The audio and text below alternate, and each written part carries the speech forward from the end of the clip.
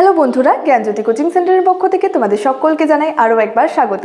আজকের ক্লাসে তোমাদের সঙ্গে আলোচনা করব চতুর্জাম কি। তো দেখো, এই চতুর্জামটা হচ্ছে জৈন ধর্মের ক্ষেত্রে কিন্তু এই চতুর্জামটা রয়েছে। তো এই চতুর্জাম কি সেটা নিয়ে কিন্তু আজকের ক্লাসে আলোচনা করব। দেরি না করে শুরু করছি আজকের ক্লাসটি।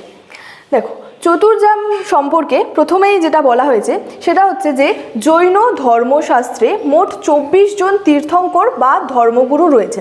এর আগের ক্লাসগুলিতে আলোচনা করেছিলাম যে এই তীর্থঙ্কর বলতে কাদের বোঝানো হয়, এই যে প্রথম তীর্থঙ্কর কে রয়েছে, 23তম 24তম তীর্থঙ্কর কে রয়েছে, সেটা নিয়ে কিন্তু আগের ক্লাসে ভিডিও করা আছে।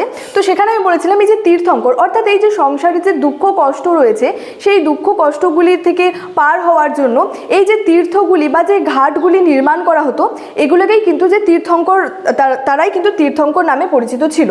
তো মোট কিন্তু 24 জন তীর্থঙ্কর ছিল। প্রথম তীর্থঙ্করের যেটা নাম ছিল সেটা হচ্ছে ঋষভদেব ছিল বা আদিনাথ, এবং 23তম তীর্থঙ্কর ছিলেন পার্শ্বনাথ, এবং 24তম তীর্থঙ্করের নাম ছিল হচ্ছে মহাবীর।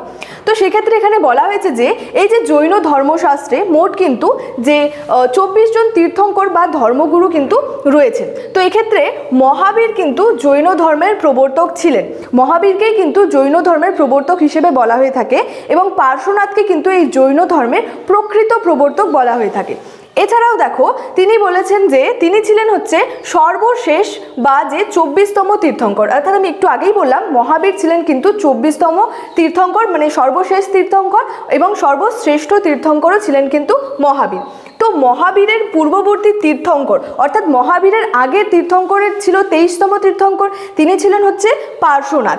তো 23তম তীর্থঙ্কর যেহেতু ছিলেন পার্শ্বনাথ, তিনি কি করেছিলেন যে চতুর্জাম নীতির প্রবর্তক ছিলেন। অর্থাৎ এই পার্শ্বনাথই কিন্তু এই যে চতুর্জাম নীতি ছিল এই চতুর্জাম নীতির কিন্তু প্রবর্তক ছিলেন। তো এবার এই চতুর্জাম নীতিটি কি, এই নীতির মধ্যে কি বলা হয়েছে দেখো, এনে বলছে এই যে পার্শ্বনাথ যে 4টি মূল নীতি অনুসরণ করার কথা বলেছেন। অর্থাৎ চতুর্জাম বলতে কিন্তু মূল পার্শ্বনাথের 4টি নীতির কথা বলা হয়েছে। কি কি নীতি দেখো, এখানে বলা হয়েছে যে অহিংসা অর্থাৎ হিংসা না করা। এখানে তারপরে 2 নম্বর যে নীতিটা রয়েছে সেটা হচ্ছে মিথ্যা না বলা, অর্থাৎ কখনোই মিথ্যা কথা কিন্তু না বলা। এছাড়াও 3 নম্বর তার নীতিতে রয়েছে হচ্ছে যে চুরি না করা, আর 4 নম্বর তার নীতিতে রয়েছে হচ্ছে পরদ্রব্য গ্রহণ না করা। এই 4টি যে মূল নীতি রয়েছে এই 4টি মূল নীতির কথা কিন্তু পার্শ্বনাথ বলেছেন, এবং এই যে 4টি নীতির কথা বললাম এগুলিই কিন্তু চতুর্জাম নামে কিন্তু পরিচিত ছিল।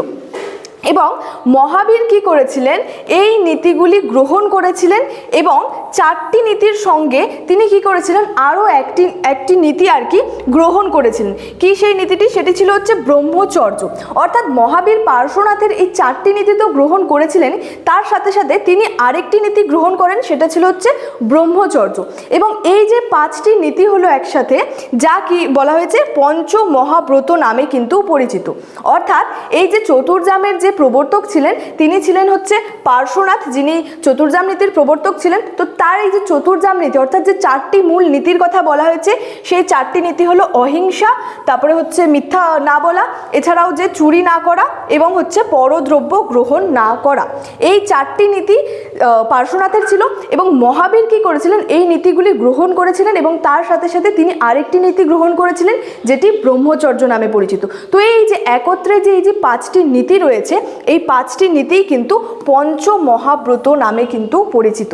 তো চতুর্জাম কি বা চতুর্জামের মধ্যে কি কি নীতিগুলি রয়েছে সেটি নিয়ে কিন্তু আজকের আমার ক্লাস এতটাই ছিল। এবং ক্লাসটি শেষ করার আগে তোমাদেরকে একটু ছোট্ট ইনফরমেশন দিতে চাই যে তোমরা যারা ভাবছো আমাদের সঙ্গে এই সেমিস্টারে অনলাইনে যুক্ত হবে তারা স্ক্রিনে 2টি নাম্বার দেখতে পাচ্ছ, 6295916282 এবং 7076398606। এই 2টি নাম্বার আমাদের কোচিং সেন্টারের হেল্পলাইন নাম্বার। তোমরা যারা ভাবছো আমাদের সঙ্গে যুক্ত হবে তারা কিন্তু দেরি না করে স্ক্রিনে দেওয়া এই 2টি নাম্বারের মধ্যে যে কোনো একটি নাম্বারে যোগাযোগ করে আমাদের সাথে যুক্ত হয়ে যেতে পারো। আজকের ক্লাস এতটাই ছিল, দেখা হচ্ছে তোমাদের সঙ্গে পরবর্তী ক্লাসে একটি নতুন টপিকের সাথে। তোমরা সকলেই ভালো থেকো, সুস্থ থেকো। Thank you so much, thanks for watching.